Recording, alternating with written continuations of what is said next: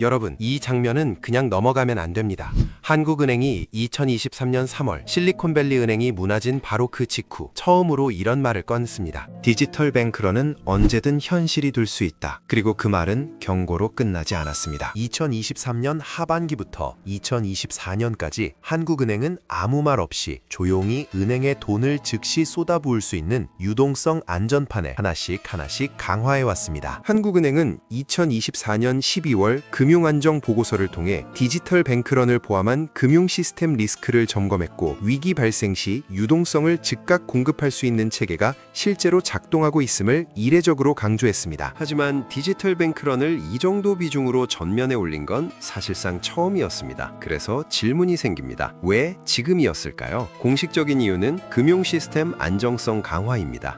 여기서 질문이 하나 생기죠. 왜 하필 그때였을까요? 정말 만약을 대비한 걸까요? 아니면 이미 보이지 않는 위험이 움직이고 있었던 걸까요? 이제부터 그 이유를 하나씩 짚어보겠습니다. 전 세계가 충격에 빠졌습니다. 21세기의 은행이 이렇게 쉽게 무너질 수 있다는 게 믿기지 않았죠. 그런데 더 놀라운 건 그 속도였습니다. 2023년 3월을 떠올려보죠. 실리콘밸리 은행은 단 48시간 만에 파산했습니다. SNS로 뱅크런 소식이 퍼지면서 고객들이 동시에 예금을 인출했기 때문이죠. 과거의 뱅크런과는 차원이 달랐습니다. 은행 창구 앞에 긴 줄이 생길 필요도 없었습니다. 스마트폰 몇 번 터치로 수천억 원이 순식간에 빠져나갔습니다. 이게 바로 디지털 뱅크런입니다. 그리고 한국은행이 주목한 것도 바로 이 지점이었습니다. 하지만 여기서 한 가지가 보이죠. 한국은행이 단순한 점검이 아니라 현실적인 가능성을 염두에 두고 있다는 신호라는 겁니다. 실제로는 여러 복합적인 요인들이 작용했습니다. 첫째, 글로벌 금융시장의 불안정성이 커지고 있습니다. 미국 연준의 고금리 정책이 장기화되면서 전 세계 은행들이 압박을 받고 있죠. 특히 예금 유출 압력이 강해지고 있습니다. 금리가 높으면 사람들이 은행 예금보다 더 높은 수익을 주는 상품으로 돈을 옮기기 때문입니다. MMF, 채권, 주식 같은 곳으로 말이죠. 실제로 한국 시중은행들의 예금 증가율이 둔화되고 있습니다. 2023년 한 해 동안 주요 은행들의 예금이 오히려 감소한 경우도 있었죠. 이게 첫 번째 신호탄이었습니다. 둘째, 부동산 PF 부실 문제가 수면 위로 떠오르고 있습니다. 부동산 프로젝트 파이낸싱, 즉 건설사에 빌려준 돈이 문제가 되고 있는 겁니다. 부동산 경기가 얼어붙으면서 많은 건설사들이 어려움을 겪고 있습니다. 공사가 중단되거나 지연되는 사례가 늘어나고 있죠. 이렇게 되면 은행들이 빌려준 돈을 받지 못할 위험이 커집니다. 특히 중소형 지방은행들의 부동산 PF 익스포저가 상당히 높은 상황입니다. 2024년 말 기준으로 부동산 PF 연체율이 상승 추세를 보이고 있습니다. 몇몇 저축은행들은 이미 심각한 수준의 부실을 안고 있죠. 금융당국이 조용히 구조조정을 진행하고 있지만 언제 터질지 모르는 시한폭탄입니다. 셋째, 제2금융권의 리스크가 증가하고 있습니다. 저축은행, 상호금융, 캐피탈사 등이 여기에 해당합니다. 이들 기관은 시중은행보다 리스크 관리 능력이 떨어집니다. 하지만 부동산 PF나 고위험 대출에 더 많이 노출되어 있죠. 만약 제2금융권 중 하나가 무너지면 어떻게 될까요? 불안감이 전체 금융 시스템으로 번질 수 있습니다. 2011년 저축은행 사태를 기억하시나요? 당시 부실 저축은행들이 연쇄적으로 영업정지를 당했습니다. 예금자들이 패닉에 빠졌죠. 다행히 그때는 예금보험공사가 빠르게 개입해서 확산을 막았습니다. 하지만 디지털 시대에는 그 속도를 따라잡기 어렵습니다. 넷째, 가계부채 문제가 폭탄처럼 자리 잡고 있습니다. 한국의 가계부채는 GDP 대비 세계 최고 수준입니다. 2024년 기준으로 가계부채가 1,800조 원을 넘어섰습니다. 이 중 상당 부분이 부동산 담보대출이죠. 금리가 오르면서 이자 부담이 크게 늘었습니다. 많은 가구들이 원리금 상환에 어려움을 겪고 있습니다. 실제로 연체율이 조금씩 상승하는 추세를 보이고 있죠. 만약 대규모 연체 사태가 발생하면 은행들의 건전성이 악화됩니다. 그러면 또다시 뱅키런의 빌미가 될 수 있죠. 다섯째, 국제 금융시장의 변동성이 극심해지고 있습니다. 미중 갈등, 중동 정세, 유럽의 경제 침체 등 불확실성 요인이 산적해 있습니다. 이런 상황에서 글로벌 자금이 한국에서 빠져나갈 가능성도 있습니다. 외국인 투자자들이 한국 주식과 채권을 팔고 달러로 바꿔나가는 겁니다. 그러면 환율이 급등하고 금융시장이 불안해집니다. 과거 외환 위기 때처럼 심각한 상황이 올 수도 있죠. 여섯째, SNS와 온라인 커뮤니티의 영향력이 커졌습니다. 잘못된 소문 하나가 순식간에 퍼질 수 있는 시대입니다. 오너은행이 위험하다더라. 이런 소문이 온라인에 돌면 몇 시간 만에 수천만 명이 보게 됩니다. 그러면 실제로 뱅크런이 발생할 수 있죠. 2023년 실리콘밸리 은행 사태가 바로 그랬습니다. 트위터와 단체 채팅방을 통해 소식이 퍼지면서 고객들이 동시에 예금을 인출했습니다. 한국도 충분히 그럴 가능성이 있습니다. 특히 젊은 세대는 은행 창구를 거의 이용하지 않습니다. 모든 게 모바일로 이루어지죠. 한 번의 클릭으로 수억 원을 다른 은행으로 옮길 수 있습니다. 그래서 한국은행이 선제적으로 대응 매뉴얼을 공개한 겁니다. 불안감을 키우기보다는 우리는 준비되어 있다는 메시지를 주려는 거죠. 그렇다면 한국은행의 대응 매뉴얼에는 무엇이 담겨 있을까요? 크게 세 가지 단계로 구성되어 있습니다. 첫 번째 단계는 조기 경보 시스템입니다. 뱅크런 징후를 미리 포착하는 겁니다. 예금 인출액이 급증하거나 특정 은행에 대한 부정적 여론이 확산되는지를 실시간으로 모니터링합니다. 빅데이터와 AI를 활용하죠. SNS와 온라인 커뮤니티도 감시합니다. 이상 징후가 포착되면 즉시 관계기관에 통보하는 시스템을 구축했습니다. 금융감독원, 예금보험공사, 해당 은행이 긴급회의를 소집하는 거죠. 두 번째 단계는 긴급 유동성 지원입니다. 뱅크런이 시작되면 해당 은행에 즉시 자금을 공급하는 겁니다. 한국은행이 최종 대부자 역할을 하는 거죠. 무제한으로 유동성을 제공해서 은행이 고객들의 인출 요구를 모두 충족시킬 수 있게 합니다. 이렇게 하면 예금자들이 내 돈은 안전하구나라고 안심하게 됩니다. 그러면 뱅크런이 진정되는 거죠. 실제로 2023년 미국 은행 위기 때도 연준이 이런 방식으로 대응했습니다. 뱅크턴 프로그램을 만들어서 문제은행들의 무제한 유동성을 지원했죠. 그래서 더 이상의 뱅크런 확산을 막을 수 있었습니다. 세 번째 단계는 예금보험 발동입니다. 만약 은행이 정말로 파산하면 예금보험공사가 나서서 예금을 보호합니다. 한국은 1인당 5천만 원까지 예금을 보호합니다. 이 돈은 예금보험기금에서 나옵니다. 하지만 여기서 문제가 있습니다. 예금보험기금의 규모가 충분한가 하는 점이죠. 2024년 기준으로 예금보험기금은 약 70조 원 정도입니다. 하지만 전체 예금 규모는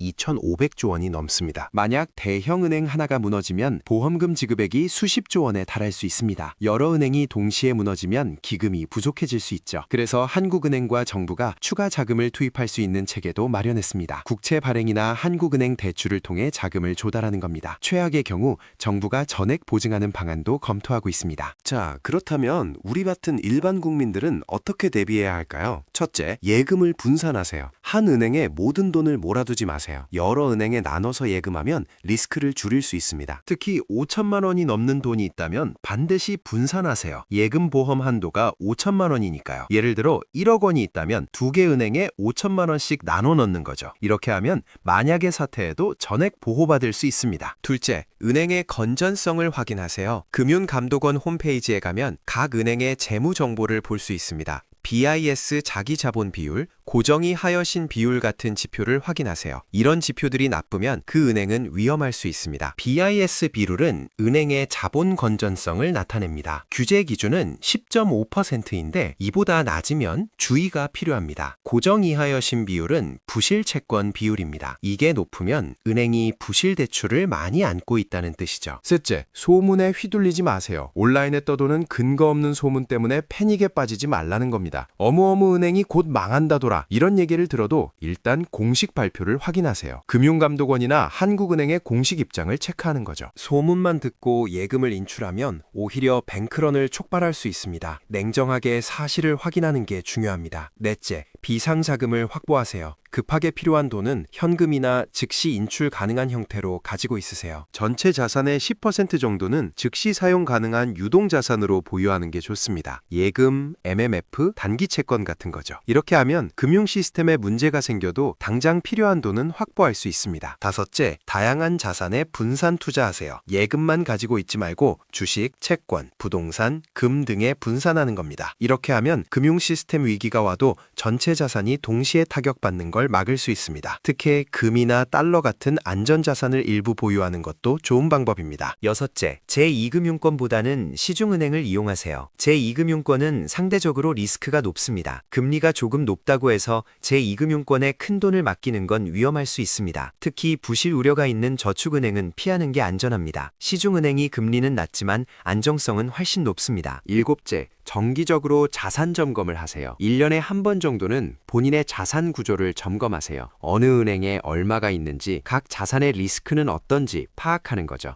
그리고 필요하면 재조정하세요. 금융 환경이 계속 변하니까 자산 배분도 그에 맞춰 조정해야 합니다. 그런데 여기서 중요한 질문이 하나 생깁니다. 한국 은행들이 정말 위험한 상황일까요? 결론부터 말하면 지금 당장은 아닙니다. 한국의 주요 시중 은행들은 상대적으로 건전한 편입니다. BIS 자기자본 비율도 규제 기준을 훨씬 상회하고 있습니다. 유동성 비율도 양호한 시준이죠. 하지만 리스크 요인들이 쌓이고 있는 것도 사실입니다. 부동산 PF 부실, 가계 부채, 금리 상승 등이 복합적으로 작용하고 있습니다. 특히 중소형 은행과 제2금융권은 상대적으로 취약합니다. 이들 기관에서 문제가 터지면 시스템 전체로 번질 수 있죠. 그래서 한국은행이 선제적으로 대응 매뉴얼을 공개한 겁니다. 문제가 있어서가 아니라 만약을 대비해서인 거죠. 역사를 보면 금융위기는 예고 없이 찾아옵니다. 1997년 외환위기도 2008년 금융위기도 대부분의 사람들이 예상하지 못했죠. 그래서 항상 최악을 대비하는 게 중요합니다. 개인도, 은행도, 중앙은행도 마찬가지입니다. 한국은행의 이번 조치는 그런 맥락에서 이해해야 합니다. 위기를 예방하고 만약 발생하더라도 빠르게 진압하겠다는 의지의 표현인 거죠. 실제로 다른 나라들도 비슷한 준비를 하고 있습니다. 미국 연준은 뱅크런 대응을 위해 뱅크텀 프로그램을 만들었습니다. 은행들이 보유한 국채를 담보로 무제한 자금을 빌려주는 프로그램이죠. 유럽중앙은행도 긴급 유동성 지원 프로그램을 강화했습니다. 일본은행도 금융 안정화 조치를 확대하고 있고요. 전 세계 중앙은행들이 2023년 은행 위기에서 큰 교훈을 얻었습니다. 디지털 시대에는 위기가 훨씬 빠르게 전개된다는 것을요. 그래서 대응 시스템도 그에 맞게 진화해야 합니다. 한국은행의 이번 조치도 그런 진화의 일환입니다. 자, 그렇다면 앞으로 어떻게 될까요? 단기적으로는 큰 문제가 없을 것으로 보입니다. 한국 금융 시스템은 여전히 안정적이고 정부와 한국은행의 대응 능력도 충분합니다. 예금자 보호 장치도 잘 갖춰져 있죠. 하지만 중장기적으로는 주의가 필요합니다. 글로벌 금융 시장의 불확실성이 계속 커지고 있기 때문입니다. 특히 2025년에는 몇 가지 리스크 요인들이 부각될 수 있습니다. 미국 경기 침체 가능성이 그 첫 번째입니다. 연준의 고금리 정책이 장기화되면서 미국 경제가 둔화되고 있습니다. 만약 경기 침체가 오면 글로벌 금융시장이 크게 흔들릴 수 있습니다. 두 번째는 중국 부동산 시장 위기입니다. 중국 부동산 시장의 부실이 심각한 수준입니다. 이게 금융 시스템으로 번지면 아시아 전체에 영향을 미칠 수 있죠. 세 번째는 지정학적 긴장입니다. 미중 갈등, 중동 정세, 우크라이나 전쟁 등이 계속되고 있습니다. 이런 요인들이 복합적으로 작용하면 한국 금융시장도 영향을 받을 수밖에 없습니다. 그래서 지금부터 준비하는 게 중요합니다. 개인적으로는 앞서 말한 7가지 대응 방법을 실천하세요. 예금 분산, 은행 건전성 확인, 소문에 휘둘리지 않기, 비상자금 확보, 분산 투자, 시중은행 이용, 정기적 자산 점검. 또 하나 중요한 건 금융 지식을 쌓는 겁니다. 경제와 금융에 대해 기본적인 이해가 있어야 위기 상황에서도 현명하게 대처할 수 있습니다. 이런 영상들을 계속 보면서 공부하세요. 책도 읽고 뉴스도 챙겨보세요. 무지는 위기 상황에서 가장 큰 적이 됩니다. 한국은행의 이번 발표는 경고가 아니라 준비입니다. 우리는 만약의 사태에 대비하고 있다는 메시지죠. 여러분도 개인적으로 준비하세요. 금융위기는 언제 올지 모릅니다. 하지만 준비된 사람은 위기 속에서도 기회를 찾을 수 있습니다. 1997년 외환위기 때를 생각해보세요. 많은 사람들이 자산을 잃었지만 일부는 오히려 큰 부자가 됐습니다. 달러를 미리 확보하거나 부동산을 싸게 사들인 사람들이죠. 2008년 금융위기 때도 마찬가지였습니다. 주식이 폭락했을 때 과감하게 매수한 사람들은 몇 년 후 큰 수익을 봤습니다. 위기는 준비된 자에게는 기회가 됩니다. 마지막으로 한 가지만 더 말씀드리겠습니다. 뱅크런은 결국 심리적 현상입니다. 실제로 은행에 문제가 있어서라기보다 사람들이 문제가 있을 것 같다고 생각해서 발생하는 경우가 많습니다. 그래서 가장 중요한 건 냉정함을 유지하는 겁니다. 주변 사람들이 다 패닉에 빠져도 여러분만큼은 침착하게 함께 상황을 판단하세요. 공식 정보를 확인하고 합리적으로 대응하세요. 그게 여러분의 자산을 지키는 최선의 방법입니다. 한국은행의 이번 조치를 긍정적으로 봐야 합니다. 문제가 있어서가 아니라 문제를 예방하기 위해 준비하고 있다는 뜻이니까요. 오히려 이런 준비가 없는 게 더 문제입니다. 아무 일도 없을 때는 모두 안심하지만